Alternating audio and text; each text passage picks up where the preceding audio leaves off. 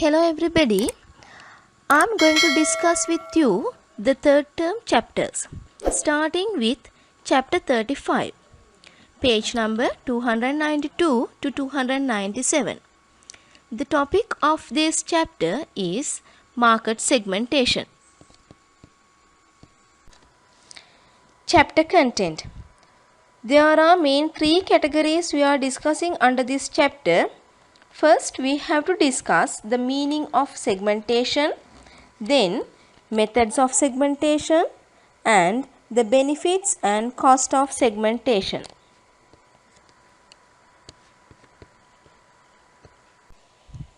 Learning objectives. That means at the end of this chapter, what are the things that you all can understand?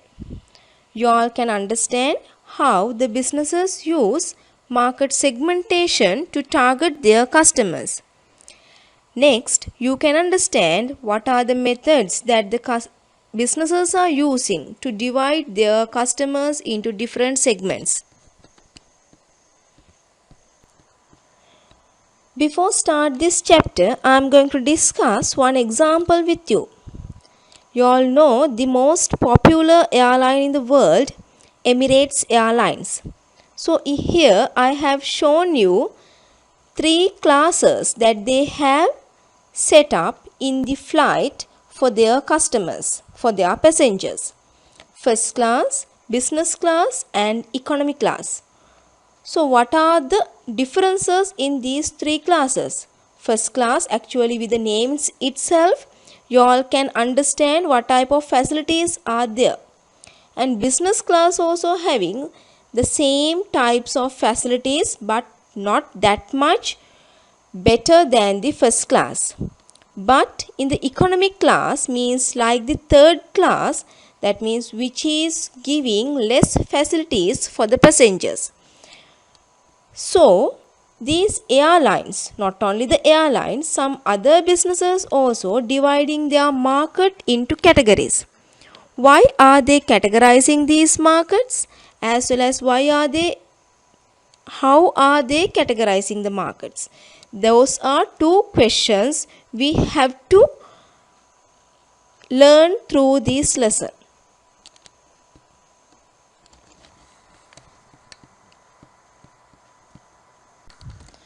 Now I am going to move to the theory part of this lesson. First, we have to understand what is the meaning of this word segmentation. Market segmentation means dividing the market into sub-segments based on similar characteristics of the customers. Some businesses target the entire market, that means the mass market. But some businesses target small customer groups with different characteristics.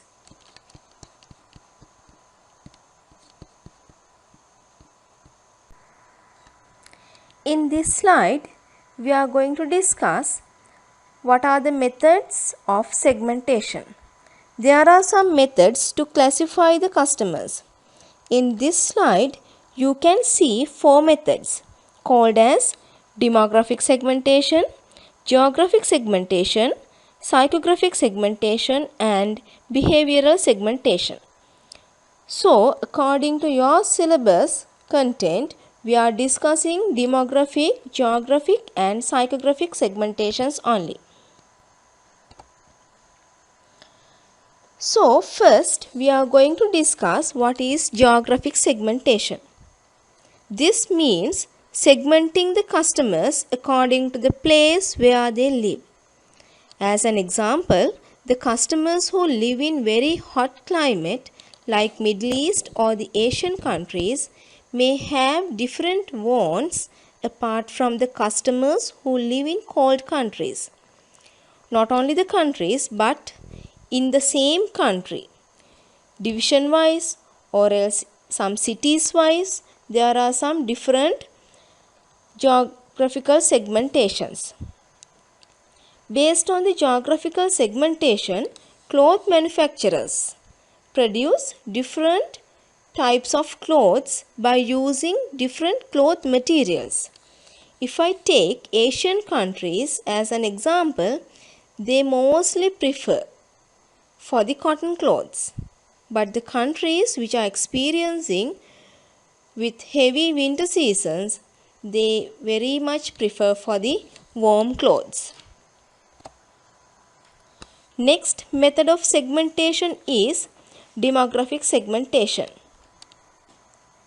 Based on age, gender, income, education, religion. So these are some set of personal characteristics. So based on these factors also, businesses are categorizing their customers.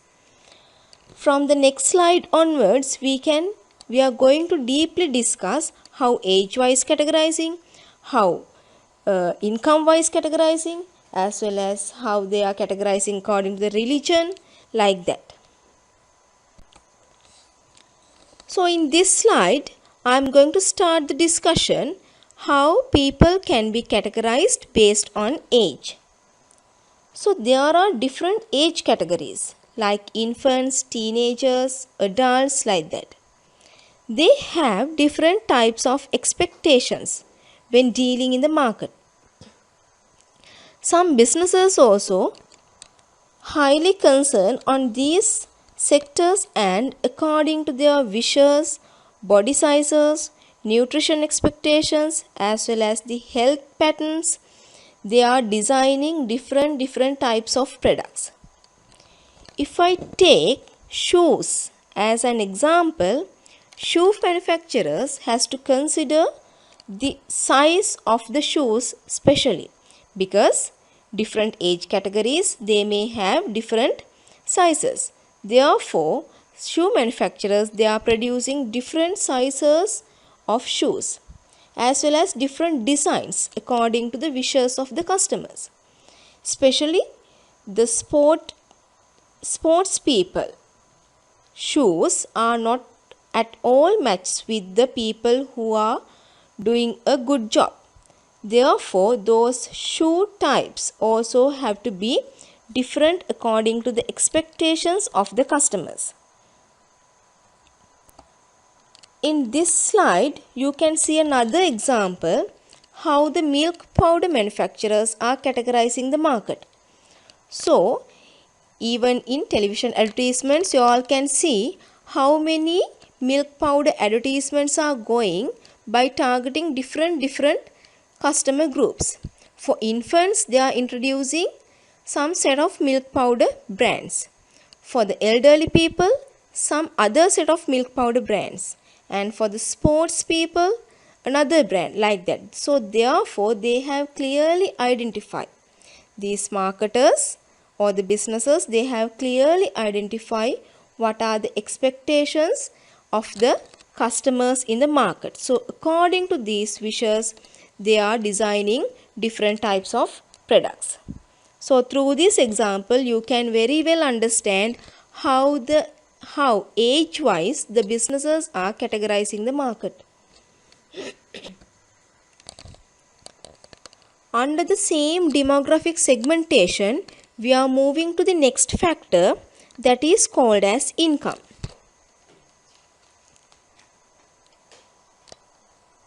Normally, we know if a person has a good income, he or she look for luxury items. But the low income level people always look for cheap products. So if I take an example, Rolls-Royce manufacturers target high income level people, but Maruti manufacturers, they target middle class or the low income level people. So in this slide, you can see one example I have mentioned. McDonald's offer different valued burgers under different income countries. So in this slide, with the map of the world, you can clearly see in this right hand side the most expensive burgers under different countries. Norway, that burger sells at $7.18. Denmark, 5.92. Europe, 4.96 pounds, like that. So under different income categories, they are giving different prices even to the same product. Another way of categorizing the market is based on the social class. Businesses highly consider about their customers' social level that will be mainly shaped through their occupation. Based on the social class, customers' food pattern, costumes, the way they enjoy the holidays may get differed. Last type coming under demographic segmentation is ethnicity and religion. There are uncountable ethnic groups living in the world. Among these ethnic groups, some uncommon characteristics are there. Based on these, businesses must try to satisfy them in a very standard manner. Other thing is religion. So any person there in the world who belongs to a particular religion, either Buddhist or Hindu or Muslim or any other religion. So there are lots of uncommon expectations coming under these religions according to their religious educations. As an example, when Muslims purchase food items, especially they check whether the halal certificate is available or not. But other religions or Hindus or Buddhist, when they purchase food items or any other thing, they won't not at all consider about this halal certificate. So, why this different is there? That is because of their religious expectations. Another main method of segmentation is psychographic segmentation. This has been introduced to minimize the limitations of geographic and demographic segmentation. People who are in the same demographic and geographic category, but they are having different spending patterns. This is totally based on the lifestyle of the customers. Therefore, this has been identified by many of the businesses, especially the television broadcasters. They may target sports lovers through sports channels or the music lovers through music channels. Wildlife channels they have been introduced. So why these type of different channels have been introduced by these television broadcasters? Because there are some set of people who are very much prefer for these categories. In this slide you can see the same lady who is 36 years old and medical professional, lives in NYC, a female, earns some kind of amount per month and a single one, not married. So same set of ladies may be there in the market. So the same demographic characteristics can be seen, but their psychographic may be different. So the same age group or the same demographic factors are there with the same set, but they are highly concerned about sometimes about the music or sometimes about the pets or the animals. Sometimes they don't look at about these leisure activities, but some are highly running behind money, but some are highly prefer for enjoying the holidays in a very relaxed manner. Some are highly considered for sports. So therefore we can see the same age group people under same occupation, under same income level, but their mental expectations are different. So that is what called as psychographic segmentation. Slide number 17. Benefits of segmentation. As businesses are specifically targeting customers' uncommon expectations in quality manner, businesses have chance to charge premium prices. On that, they'll be able to receive high income and high profit. Second point explains when businesses are targeting a specific group of customers, these customers feel valued about themselves because they know their marketers or the businesses are very much concerned about their uncommon expectations. Therefore, they'll be very much loyal towards the business. So, without moving to any other competitors they are in the market, they'll become long term customers under that business. Next one is without doing unwanted or the expensive mass promotions, businesses can conduct their promotions specifically with minimum cost. Next one is businesses will be able to add wide range of products for their product portfolio and able to attract more potential customers. Next slide shows you the cost or the drawbacks of this segmentation. When businesses produce products for targeting little number of customers, the production cost will be high. Next one is businesses cannot achieve purchasing economies of scale since they are purchasing small amount of materials at once by targeting small number of customers' expectations. Third point explains about the high administration expenses. That means to identify these special segments in the market, it's essential to conduct market research. The cost on that is very high. Therefore, businesses' advertisement cost is becoming so high. So, altogether, that is coming under administration expenses. Therefore, the entire administration cost of the business also going to be high. Now we have come to the end of this lesson. So now I am going to summarize what are the things that we have discussed up to now. Segmentation means dividing the entire market into sub-segments according to some different characteristics. Based on the place where the customers live, called as geographic segmentation.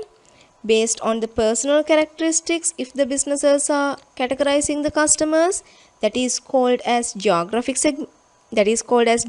segmentation. And according to the lifestyle of the customers, classification of the market is called as psychographic segmentation. For large businesses or the small businesses, this method is very much valid. And through this method, businesses can exactly identify the needs and wants of their target customers and able to satisfy them in a profitable manner.